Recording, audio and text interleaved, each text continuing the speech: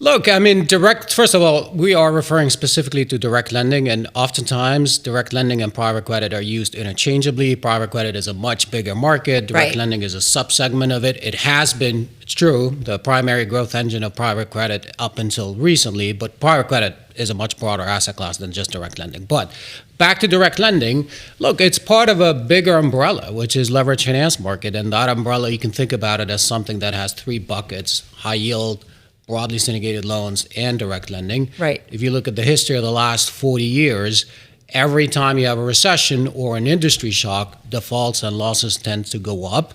And I think direct lending is going to be no exception to that. It never had that moment because we never really had a proper turn in the cycle since 2008. It's a young asset class. As we know today, it was born probably 12, 13 years ago, but it will be tested at some point. Why this moment that we're having right now, where in certain instances, in certain cases, it is being tested, what would you say is the culprit there? Like, why is this moment it coming under scrutiny? Is it higher rates? Great question. Could be, although policy rates actually did peak about a year ago. And I would argue when you go back to that period in 23, 24, the asset class kind of did well in the face of the most aggressive hiking cycle we saw since the onset of the Great Moderation. And so maybe one explanation is that monetary policy sometimes acts with lags, and it's a year later, and so it's doing a little bit of damage to those capital structures. But you're right, the bulk of the borrowing is in floating rate form, and the cost of capital has increased. So is it AI? Some of it is AI. Look, I mean, in aggregate, if you look at BDC portfolios, it's 20% or so software. Lots of question marks about the terminal value of those businesses. So certainly the sector composition doesn't help for sure. Growth too fast. And this is something we've been talking more broadly about private credit. We talked with Michael Gross earlier, formerly of Apollo, his own firm, but just talking about the changes of private credit kind of when he started, if you think about kind of the beginning. I mean, I know differences in terms of what we're talking about here, but I just think about, is it a case of markets just getting too big too fast? A little bit. And yes. Is that the problem? And then we get into some kind of not so smart deals? I mean, every time you grow an asset class from about 40 billion, which is where direct lending was year-end 2009, to probably 650 billion today, and that's a very conservative estimate. I'm not counting BDCs and other things. Okay. Yeah, you're prone to imbalances, so it is a matter of an asset class that's grown too much. You attracted too much capital, and that generates imbalances, and you start loosening underwriting standards. And I think that would be the third ingredient as to why this whole conversation is actually happening now. You drew a distinction at the beginning of our conversation between private credit and direct lending. Direct lending being a subset of private credit. Are there areas of private credit that you are bullish on? Because PIMCO was one of the early critics. And I've you've only been at PIMCO for a short time, so, and it's not a monolith, and we're not going to have you speak for everybody. But is there any area of private credit where you say, okay, that's okay? Here's how I think about it. Look, we're late in the cycle, and we're late in the cycle based on a variety of metrics. Markets are expensive from a valuation standpoint. We have an economy that's still full employment. And so you have to think about pockets of the market that are less sensitive to fluctuations in the corporate earnings cycle or in the business cycle more broadly. There's two areas that I would point to in private credit. One is real estate debt.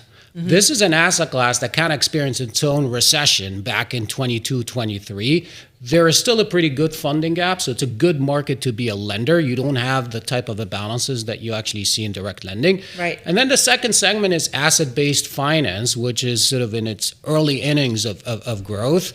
There's also value there. And these are, by the way, IG-like risks as opposed to direct lending, which is closer, again, to loans or high yield type of risk. Well, understanding too that the actual assets that are underlying, right, some of these investments, this is kind of crucial when you're thinking about this world. And the better disclosure or transparency you have on them and the ability to reprice them when you need to, that's a better investment. Totally. And there's quite a lot of work, I think, to do to add standardization, in direct lending portfolios. I think, part of the reason why... Good idea. Every week that goes by, you see a new headline on redemptions is because, a lot of investors look at what's happening on the public side and they see great price discovery, great liquidity, and naturally they want to have some of that on the private side. They can't have it, and so you see redemption pressures. But will price discovery on the private side get better because it has to, or not necessarily? I mean, that's part of what this investment, I don't know, Totally, class is absolutely. I think what needs to get better is really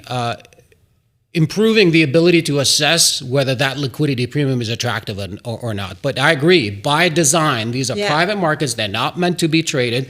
The question you need to ask, are you being paid for that illiquidity risk or not? Well, and this goes back to, too, Lofty, we've talked about this so many times on air with our folks, too, who, cover the private market world, is just this idea that you look at the prospectus, like it's there. Yeah. Like you understand this is not something that's super liquid. Yep. And risk reward, right? Yeah, and absolutely. so is it investors, especially as we get into more of the retail investor, it's just kind of understanding what you're getting into. Exactly.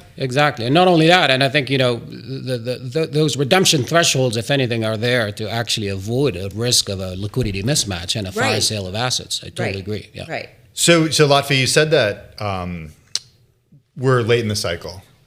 What happens after we're late in the cycle? Like, what comes next? Well, cycles don't die of age, and so it's always very difficult to predict when exactly the cycle is going to end and a new one will start. But here's what typically happens in credit.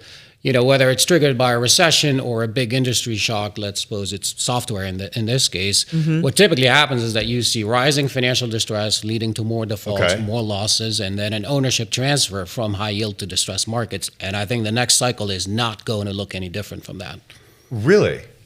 Yes, that's the playbook of the last 45 years. Yeah. Well, Laffy, let's go.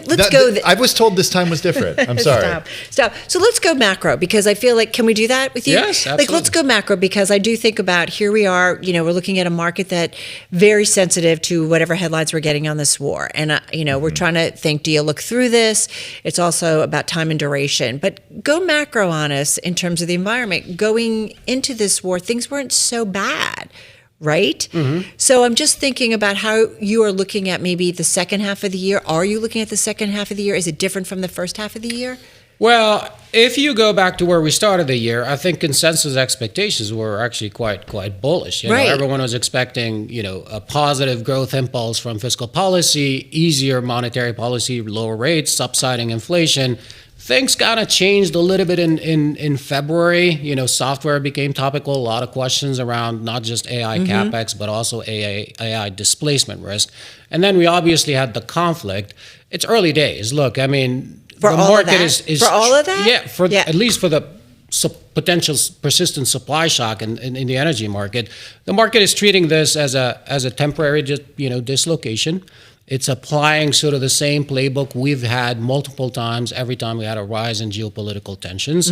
But we're essentially assuming not only a return to pre-conflict conditions, but also a normalization of the entire ecosystem in the oil market. But don't you think that's wrong? That's a very strong assumption. Yeah, I disagree. Yeah. I mean, for what it's worth, I'm just a little girl here, in my studio. But I'm just thinking, aren't we kind of silly to think that? Potentially. That's what's priced in. And so from a market standpoint, which I think was your question, you have to look at where is the asymmetry that's looking positive at the moment. If you look at the belly of the curve, for example, in rates, it actually built pretty decent risk premium. And so if this morphs into a negative growth shock, I think you'll get paid by owning duration. If we normalize and we go back to pre-conflict conditions, you should also unwind that premium. So there are pockets of the market that offer some interesting asymmetry here. But I agree, we're pricing in a lot of good news. Those are two very big different ifs. Going back to what it was before versus some sort of extended conflict. At what point would you say, okay,